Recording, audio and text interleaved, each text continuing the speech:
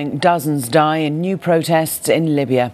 There are reports that troops in the country's second city, Benghazi, have fired machine guns on crowds of anti-government protesters. Opposition groups claim over 100 people have been killed. Some reports suggest the number could be closer to 200. These are the latest pictures this morning, apparently from Benghazi.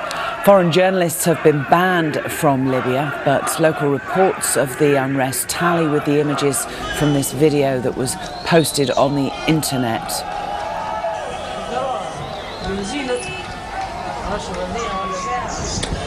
Protesters on the streets, a car on fire, and plenty of troop movement as well through the streets with big armoured vehicles.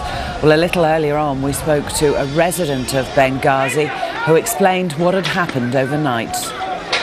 Last night I was in North Court, Benghazi North Court, and it was very tense and they thought it was last night more than 40,000, 50,000.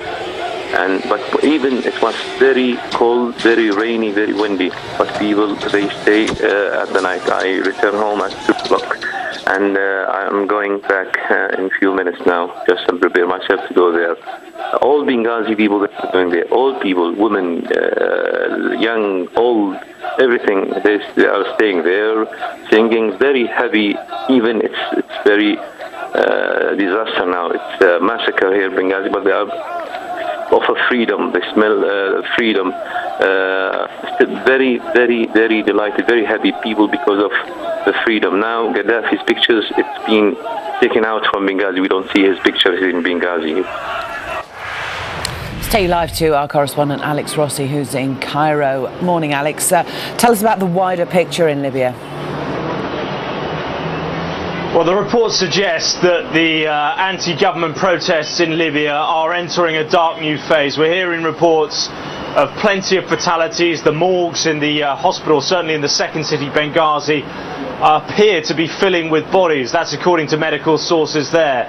Very difficult to get a clear picture because foreign journalists aren't allowed access. But what we do know is that in recent days, anti-government marches have taken place in Benghazi, and also in another city, Mr. Raga, and there have also been protests in the port city of Al-Baida.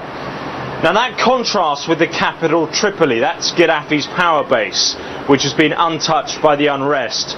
Marches there have been organised in support of the regime. This one was on Friday. It was stage managed by Colonel Gaddafi himself. Now another pro-government demonstration was held in the city yesterday. But as I was saying, very difficult to get a clear picture.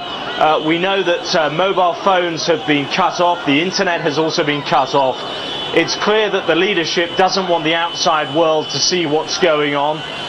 The reports we're getting are that more than 200 people have been killed in Benghazi alone. But it should be stressed that the unrest seems to be pretty much confined to the east of the city. There have been some anti-government protests also in Tripoli, but nothing like the scale that we've seen in Benghazi. Certainly, Colonel Gaddafi has been in power for 41 years. It's one of the most repressive regimes in the Maghreb. And what is clear is that the security forces are using extremely harsh measures to try and quell the rebellion. Alex Rossi live for us in Cairo. That's Alex with the latest on Libya there. Meanwhile,